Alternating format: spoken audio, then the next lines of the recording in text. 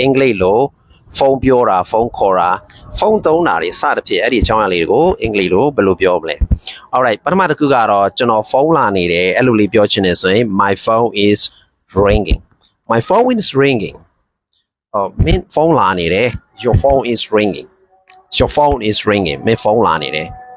ကျွန်တော်ရဲ့ဖုန်းကိုလှမ်းပေးလို့ရမလားအဲ့လိုလေးပြောချင်တယ်ဆိုရင် can you pass my phone please ကျေးဇူးပြုတော့ကျွန်တော်ဖုန်းကိုလှမ်းပေးလို့ရမလား can you pass my phone please နောက်တစ်ခုကြတော့ကျွန်တော်ရဲ့ဖုန်းကိုကင်ပေးလို့ရမလားပေါ့เนาะအဲ့လိုလေးပြောချင်တယ်ဆိုရင် can you answer my phone please can you answer my phone please ကျေးဇူးပြုတော့ကျွန်တော်ရဲ့ဖုန်းကိုကင်ပေးလို့ရမလား right နောက်တစ်ခုကြတော့တယောက်ဖုန်းကင်လိုက်ပါအောင် somebody pick up the phone please ကျေးဇူးပြုပြီးတော့တယောက်ဖုန်းကင်လိုက်ပါအောင် somebody pick up the phone please ဒါမှမဟုတ် somebody answer the phone please ဒီလိုလဲပြောလို့ရပါတယ် okay ဖုန်းလာနေတယ်လို့အဲ့လိုလေးပြောချင်တယ်ဆိုရိုးရိုးလေးပြောချင်တယ်ဆိုရင် the phone is ringing the phone is ringing ဖုန်းလာနေတယ် right အဲ့လိုလေးပြောလို့ရတယ်နောက်တစ်ခုကြတော့ကျွန်တော်ဖုန်းခေါ်ချင်တယ်အဲ့လိုလေးပြောချင်တယ်ဆိုရင် I want to make a phone call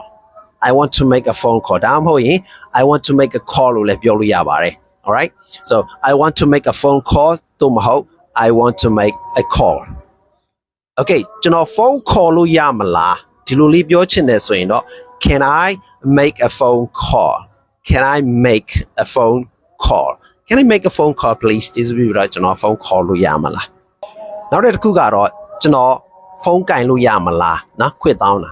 ကျွန်တော်ဖုန်းကင်လို့ရမလားကိုယ်အလုပ်ထမ်းတစ်ခါကြရင်ဖုန်းဝင်လာတာတော့အဲ့လိုမျိုးလေးပြောချင်တယ်ဆိုရင် can I answer the phone please ကျေးဇူးပြုတော့ကျွန်တော်ဖုန်းလေးကင်လို့ရမလားပေါ့နော် can I answer the phone please အဲ့ဒီလိုလေးတောင်းလို့ရပါတယ်နောက်တစ်ခုကတော့ကျွန်တော်တို့အလုပ်မှာဖုန်းအားကုန်နေတယ် charge သွင်းချင်တယ်နော်ဖုန်းအားသွင်းချင်တယ်ဆိုရင်ကျွန်တော်ဖုန်းအားသွင်းလို့ရမလားအဲ့လိုလေးပြောချင်တယ်ဆိုရင် can I charge my phone can I charge my phone can I charge my phone please ကျေးဇူးပြုပါတယ်ကျွန်တော်ဖုန်းအားလေးတွင်းလို့ရမလားเนาะဒီလိုလေးပြောလို့ရပါတယ် can I charge my phone please နောက်တစ်ခုကြတော့ကိုဖုန်းကင်လိုက်လို့တယောက်ဖုန်းဝင်လာကိုကဖုန်းကင်လိုက်လို့ဘယ်သူပဲဝါလဲလို့ကိုကမေးချင်တယ်ဆိုရင် hello who is this ဒီလိုလေးပြောရရနော် hello who is this who is on the line စသဖြင့်ဒီလိုလေးပြောရရနော် who is this ဒါမှမဟုတ် who is on the line အဲ့လိုလေးပြောရရတယ်ဒါမှမဟုတ် who is speaking ဘယ်သူပြောနေတာလဲနော် who is speaking ဒါမှမဟုတ် who is on the line ကျွန်တော်ကမောင်ဖြူလားမောင်နီလားအဲ့လိုလေးပြောချင်တယ်ဆိုရင်တော့ hello this is မောင်ဖြူ this is မောင်နီပေါ့နော်ဒီလိုလေးပြောလို့ရတယ်လို့ hello David is speaking David စကားပြောနေပါတယ် hello David is speaking ဒီလိုလေးလည်းပြောလို့ရတာပေါ့ alright နောက်တစ်ခုကတော့တယောက်ကဖုန်းခေါ်ထားတယ်ဆိုပါစို့နော်မင်းကဖုန်းခေါ်ထားလားလို့အဲ့လိုလေးပြောချင်တယ်ဆိုရင် did you call me did you call me နင်ကဖုန်းဆက်ထားလားပေါ့နော် did you call me အဲ့လိုလေးပြောလို့ရပါတယ်နောက်ထပ်ချင်းတစ်ခုကတယောက်ကကိုဖုန်းခေါ်ထားတယ်ကိုကနေပြီးတော့ဘယ်သူပဲဝါမှမသိဘူးပေါ့နော်အဲ့လိုဖုန်းခေါ်တဲ့အချိန်မှာကျမကရှင့်ရဲ့ဖုန်းကိုပြန်ဆက်တာပါလို့အဲ့လိုလေးပြောချင်တယ်ဆိုရင်hello I'm just returning your call I'm just returning your call ပြီးလို့ရှိရင်who is on the line အဲ့ဒါဘယ်သူလဲဖုန်းပြောနေတာဘယ်သူလဲအဲ့လိုလေးပေါ့နော် did you call me မင်းကဖုန်းခေါ်ထားလားပေါ့နော် did you call me အဲ့လိုလေးပြောလို့ရပါတယ်အချင်းဒီတစ်ခုကတော့ငါသူ့ကိုဖုန်းပြန်ခေါ်တင်လားပေါ့အဲ့လိုကိုတငယ်ချင်းကိုမေးချင်တယ်ဆိုရင်တော့should I call him back should I call him back ဒါမှမဟုတ်သူမဆိုရင်တော့ should I call her back should I call her back should I call her back ဒီလိုလေးပြောလို့ရပါတယ်နောက်ထပ်အချင်းဒီတစ်ခုကတော့သူမငါ့ကိုဖုန်းပြန်ခေါ်ခိုင်းလားအဲ့လိုလေးပြောချင်တယ်ဆိုရင် does she ask me to call her back does she ask me to call her back လို့လေးပြောလို့ရပါတယ်နောက်တစ်အချင်းတစ်ခုကတော့သူမကငါရဲ့ဖုန်းကိုမကင်ဘူးအဲ့လိုလေးပြောချင်တယ်ဆိုရင် she didn't answer my phone she didn't answer my phone ဒါမှမဟုတ် she didn't answer my call ဒီလိုလေးပြောလို့ရနော် she didn't answer my call ဒါမှမဟုတ် she didn't answer my phone အဲ့လိုလေးပြောလို့ရပါတယ်နောက်ထပ်ချင်းတစ်ခုကတော့သူမက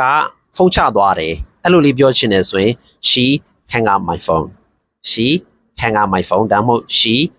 hang up on me she hang up on me ဒီလိုလေးပြောလို့ရမှာနော် she hang up on me okay ငါကိုဖုန်းမချနဲ့အဲ့လိုလေးပြောချင်တယ်ဆိုရင် don't hang up on me don't hang up on me ဒါမှမဟုတ်ရင် don't hang up my phone don't hang up my phone အဲ့လိုလေးပြောလို့ရပါတယ်နောက်ထပ်အခြေအနေတစ်ခုကတော့ဖုန်းလေးကိုကင်ထားပြီးလို့ရမလားအဲ့လိုလေးပြောချင်တယ်ဆိုရင် can you hold on the phone please ကျေးဇူးပြုပြီးတော့ဖုန်းလေးကင်ထားပြီးလို့ရမလား can you hold on the phone please နောက်တဲ့အခြေအနေတစ်ခုကတော့ကင်ထားနော်အဲ့လိုလေးပြောချင်တယ်ဆိုရင် hold on please hold on please hold on please အဲ့လိုလေးပြောလို့ရပါတယ်နောက်တဲ့အခြေအနေပုံစံတစ်ခုကတော့ငါမင်းကိုဖုန်းပြန်ခေါ်ဖို့မေ့သွားတယ်ကွာအဲ့လိုလေးပြောချင်တယ်ဆိုရင် I forgot to call you back I forgot to call you back I forgot to call you back ဟုတ်ကဲ့ပါဒီနေ့ video လေးကတော့ဒီလောက်ပါပဲအခုကျွန်တော် sharing လုပ်ပေးသွားတဲ့ဖုန်းပြောတာနဲ့ပတ်သက်တဲ့စကားပြောအချို့လေးတွေကိုအားလုံးတစ်ခုခုတော့ရသွားလိမ့်မယ်လို့ကျွန်တော်မျှော်လင့်ပါတယ်အကျိုးရှိမယ်လို့လည်းကျွန်တော်မျှော်လင့်ပါတယ်ဒီလို video လေးကိုသဘောကျတယ်ဆိုရင်တော့ကျွန်တော်ရဲ့ comment အောက်မှာ yes ဆိုပြီးတော့မှန်သွားလို့ရပါတယ်ဟုတ်ကဲ့ဒီ video လေးထဲမှာတစ်ခုခုရသွားလို့ရှိရင်ကျွန်တော် video လေးကို like and share subscribe လေးနဲ့အားပေးခဲ့ပါခင်ဗျာနောက် video ဒီမှာကျွန်တော်တို့ပြန်လဲဆုံတွေ့ကြရအောင်ဗျာပြီးဆုံးအောင်ကြည့်ရှုပေးတဲ့အတွက်အားလုံးကိုကျေးဇူးတင်ပါတယ်Thank you everyone. Bye bye.